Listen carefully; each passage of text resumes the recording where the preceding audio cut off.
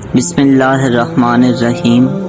ایک تخیلاتی کہانی، N imaginative story. جب ہر ایک چیز سونے کی بن جائے گی۔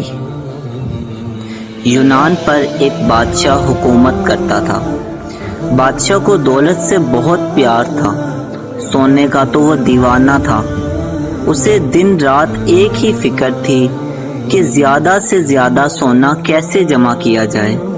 جب وہ صبح سویرے سورج کی سنہری کرنوں کو دیکھتا تو اس کے دل میں یہ خواہش پیدا ہوتی کہ کاش یہ سنہری کرنیں جس چیز پر پڑیں اسے سونا بنا دیں۔ سونے کی اینٹیں، برتنوں اور زیورات سے بھرا بادشاہ کا خزانہ محل کے ایک تہہ خانے میں تھا۔ اسے جب فرصت ملتی تہہ خانے میں چلا جاتا، سونے کی اینٹوں کو دیکھ کر خوش ہوتا، سونے کے برتنوں کو اٹھا اٹھا کر دیکھتا۔ ایک دن بادشاہ تہہ خانے میں بیٹھا سونے کی چیزیں دیکھ رہا تھا۔ اچانک کمرے میں روشنی پھیل گئی۔ بادشاہ چونک گیا، کمرہ ہر طرف سے بند تھا، روشنی وہاں کیسے آ گئی؟ ابھی وہ یہ بات سوچ ہی رہا تھا کہ اسے روشنی کے درمیان ایک شخص نظر آیا۔ بادشاہ سمجھ گیا یہ بند کمرے میں آنے والا کوئی عام شخص نہیں ہو سکتا، ضرور یہ کوئی خاص آدمی ہے۔ بادشاہ کے کچھ بولنے سے پہلے اس شخص نے کہا، بہت سونا جمع کر رکھا ہے آپ نے۔ بادشاہ نے کہا، یہ تو بہت کم ہے، میری خواہش ہے کہ اس سے کئی گنا زیادہ خزانہ جمع کرو۔ یہ تو بہت کم ہے، میری خواہش ہے کہ اس طرح کے کئی خزانے ہوں۔ اجنبی حیران ہو کر بولا، اتنی دولت سے تمہارا دل نہیں بھرا؟ بادشاہ نے کہا، دولت سے بھی کسی کا دل بھرتا ہے، یہ تو جتنی بھی مل جائے کم ہے۔ اجنبی نے کہا، تم چاہتے کیا ہو؟ بادشاہ نے جواب دیا، میں چاہتا ہوں کہ جس چیز کو ہاتھ لگاؤں وہ سونے کی بن جائے۔ اجنبی نے کہا، ٹھیک ہے، کل صبح سورج کی پہلی کرن کے ساتھ ہی تم جس چیز کو ہاتھ لگاؤ گے وہ سونے کی بن جائے گی۔ اس کے ساتھ ہی اجنبی نے بادشاہ سے کہا کہ 1 منٹ کے لیے آنکھیں بند کر لو۔ بادشاہ نے آنکھیں بند کر لی۔ جب دوبارہ آنکھیں کھولی تو کمرے میں وہ اکیلا تھا، اجنبی جا چکا تھا۔ دوسرے دن بادشاہ کی صبح سویرے ہی آنکھ کھل گئی۔ وہ بہت خوش تھا۔ جو ہی سورج طلوع ہوا، سورج کی سنہری کرنیں اندر آئیں۔ بادشاہ حیران رہ گیا۔ جس چیز کو ہاتھ لگاتا وہ واقعاً سونے کی بن جاتی۔ بستر کی چادر سونے کی بن گئی تھی۔ اس نے میز پر سے اینک اٹھا کر آنکھوں پر لگائی، اسے کچھ بھی نظر نہ آیا کیونکہ اینک ساری کی ساری سونے کی بن گئی تھی۔ ناشتے کا وقت ہو گیا تھا۔ میز پر طرح طرح کے لذیذ کھانے موجود تھے۔ بادشاہ بھی بیٹھا ہی تھا کہ اتنے میں ننھی شہزادی ہاتھ میں سنہری رنگ کا گلاب کا پھول لے آئی۔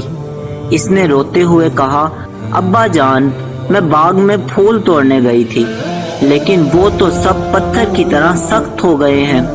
بادشاہ نے کہکا لگاتے ہوئے کہا، پیاری بیٹی، اس میں رونے کی کیا بات ہے؟ اب تو یہ سونے کے بن گئے ہیں، پہلے سے زیادہ خوبصورت اور قیمتی ہو گئے ہیں۔ تم اطمینان سے ناشتہ کرو۔ یہ کہہ کر بادشاہ نے چائے دانی اٹھا کر پیالی میں چائے ڈالنے کی کوشش کی لیکن چائے دانی سونے کی بن گئی، پیالی سونے کی اور پیالی میں چائے پگھلا ہوا سونا تھی۔ سونا کون پی سکتا ہے؟ اس نے روٹی، مکھن، انڈے اور مچھلی کھانے کی کوشش کی لیکن اس کا ہاتھ لگتے ہی ہر چیز سونے کی بن جاتی۔ اب وہ گھبرا گیا، سوچنے لگا، جس چیز کو ہاتھ لگاتا ہوں وہ سونے کی بن جاتی ہے، میں کھاؤں پیوں کیسے؟ کھائے پیے بغیر زندہ کیسے رہوں گا؟ شہزادی تھوڑے فاصلے پر بیٹھی ہنسی خوشی کھانے میں مصروف تھی۔ کھانا کھاتے اس نے سر اٹھا کر دیکھا تو اسے اندازہ ہوا کہ اس کا باپ کچھ پریشان سا ہے۔ وہ اس کے پاس آ کر بولی، بابا جان، خیریت تو ہے؟ آپ پریشان نظر آ رہے ہیں۔ بادشاہ نے پیار سے اس کی پیشانی کو چوما۔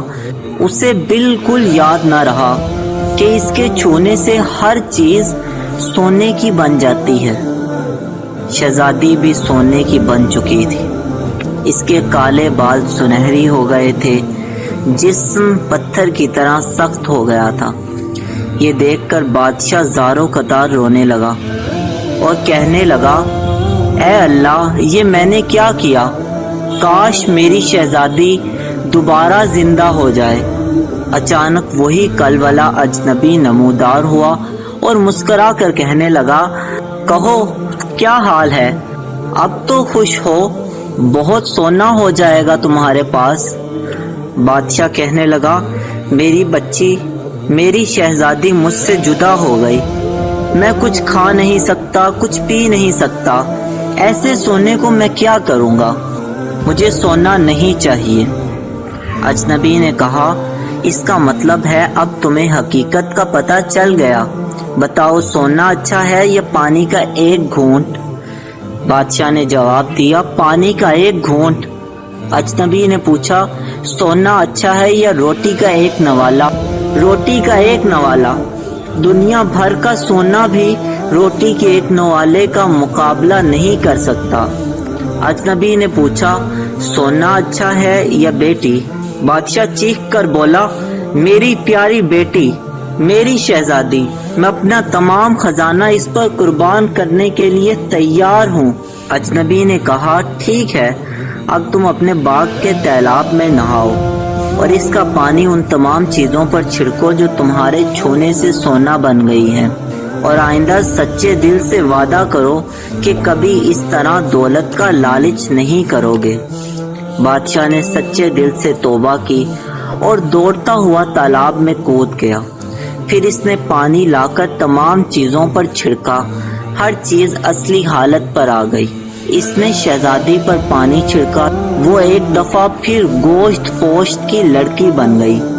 اس نے حیرت سے اپنے کپڑوں کو دیکھا اور بولی، ارے میرے کپڑے کیسے بھیگ گئے؟ یہ تو خشک تھے۔ بادشاہ نے اسے گلے سے لگایا اور اسے پوری بات بتائی۔ پھر باپ بیٹی دونوں نے مل کر ناشتہ کیا اور باغ میں جا کر پھولوں کی خوشبو سے لطف اٹھانے لگے۔